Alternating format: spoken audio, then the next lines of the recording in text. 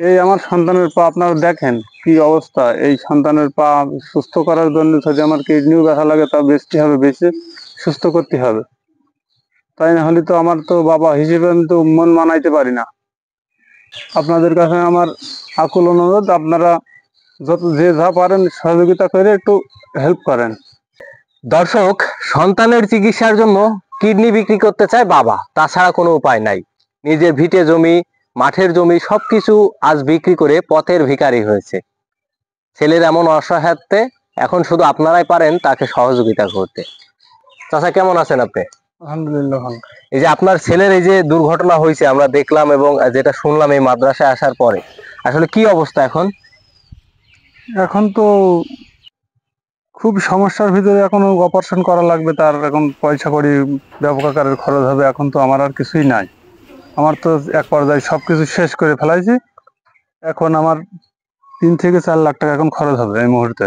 এখন তো আমার তো আর কোনো কিছুই নাই, সর্বশেষ দিয়ে আমি চেষ্টা করেছি আমার সন্তানের জন্য। আমার সন্তান যখন এখন চিকিৎসা করে তার সুস্থ করতে পারছে না, তখন তো আমার একটা অসহায়, তো নিজের কষ্টর কথা তো মানুষ বলতে পারছে না, তাই তো আমি অসহায় হয়ে আপনাদের সাহায্যের হাত বাড়িয়েছি।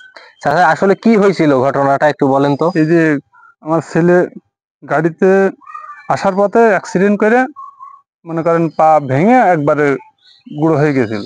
কিন্তু ডাক্তারে বলেছিল যে পা কেটে বাদ দেওয়া লাগবে। আমি বললাম না, পা কেটে বাদ দেওয়া যাবে না। যদি মনে হয় যে আমার ভিটা জমি ধা বিক্রি করে আমার পা সন্তানের পা রাখতে হবে, ডাক্তার যদি বলে আমি তাই করবো। তাই সেই পা রাখতে গিয়ে আজকে আমার এই পরিবেশ এসে দাঁড়িয়ে গিয়েছি। এখন কি করবো আপনারাই সেটা।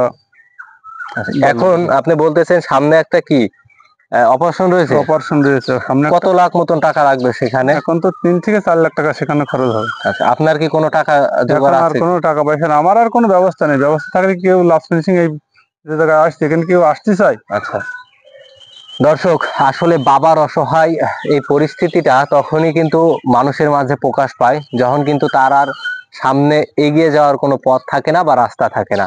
আপনাদের কাছে আমি আকুল আবেদন করব, জীবনে তো অনেক রকম ভালো কাজ করছেন, একটুখানি এই হাফেজ ভাইটিকে আপনারা সহযোগিতা করুন, যেন আগামী দিনে তিনি সুন্দরভাবে মানুষের মাঝে কোরআনের আলো আরো ভালোভাবে ছড়িয়ে দিতে পারে। এখানে তার শিক্ষকও আছে, আমরা সেই শিক্ষকের থেকে একটু জানানোর চেষ্টা করি আপনাদের। স্যার, আসলে আমাদেরকে যদি একটু বলতেন, আসলে আপনারই তো ছাত্র নাকি? আসসালামু আলাইকুম। হ্যাঁ, আমাদেরই ছাত্র, এবং এই ছাত্রটার কথা বলবো কি, বলতে গেলে কান্না চলে আসে। অত্যন্ত ভদ্র এবং অত্যন্ত মেধাবী একজন ছাত্র আমার এই ছাত্র, এবং আমার মাদ্রাসার জন্য তার প্রচন্ড সুনামও করেছে সে আমার মাদ্রাসার জন্য। তো আমি বলতে গেলে ব্যথা লাগে, তার হাঁটাটা যখন আমি দেখি তখন নিজের জানের মধ্যে কেমন কেমন জানি খসমাস করে ওঠে যে একটা যুবক ছেলে আজ এই বয়সে পা হারায় ফেললো। সেজন্য আমি আপনাদের কাছে আবেদন জানাবো, এবং সে গত 25 সালে আমাদের যে মাহফিল হয়েছে সেই মাহফিলে সে পাগড়িও নিয়েছে, মানে হেফজ শেষ করে সে পাগড়ি পেয়েছে। আরো একটা বিষয় হলো, এই পাটার কারণে তার হেফজ করাটা 2 বছর পিছিয়ে গেছে। আর যদি পাটা এরকম না হতো তো আরো 2 বছর আগে সে হেফজ শেষ করতে পারতো। সে তার তেলাওয়াতও আপনারা শুনছেন বা শুনবেন হয়তো, অত্যন্ত সুন্দর তেলাওয়াত। আমি আপনাদের কাছে আবেদন রাখবো যে তার পিতার সাথে আমাদের প্রতিদিন সাক্ষাৎ হয়, তার পিতা অন্তত পক্ষে 35 থেকে 40 লক্ষ টাকা এই পার পিছনে, আপনারা বুঝতে পারছেন যে তার পিতা সাক্ষাৎকার দিয়েছে, ডাক্তারে কেটে ফেলতে বলেছে পাটা, অথচ সেই পাটা তার পিতা বলেছে কি বুকের জোর মনোবল দিয়ে বলেছে যে আমার সন্তানের পা আমি কেটে ফেলবো না। এই উপলক্ষে আমরা অনেক অনেক জায়গা থেকে সীমিত সীমিত দান সৎকা বা বিভিন্ন জায়গা থেকে নিয়ে তার এ পর্যন্ত হেল্প করেছি বা এখনো করার ইচ্ছা আছে। তবে আপনাদের কাছে আমার আবেদন যে আমার এই ছাত্রটার জন্য আপনারা সকলে এগিয়ে আসেন, সে যেন কোরআনের আলো দিনে দিনে দ্বারে দ্বারে পৌঁছে দিতে পারে, কোরআনের খেদমত আজীবন করতে পারে, তার পাকে আল্লাহ তাআলা যেন সুস্থ করে দেয়, এই আশা ব্যক্ত রেখে আমি আপনাদের কাছ থেকে বিদায় নিচ্ছি। আসসালামু আলাইকুম ওয়া রাহমাতুল্লাহ। দর্শক, আপনারা যারা সহযোগিতা করতে চান অবশ্যই ভিডিওর স্ক্রলে বিকাশ নাম্বার এবং ব্যাংক অ্যাকাউন্ট নাম্বার দেয়া থাকবে।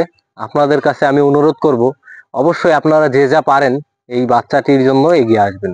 সবার কাছে আমার হাত জোর আকুল আবেদন।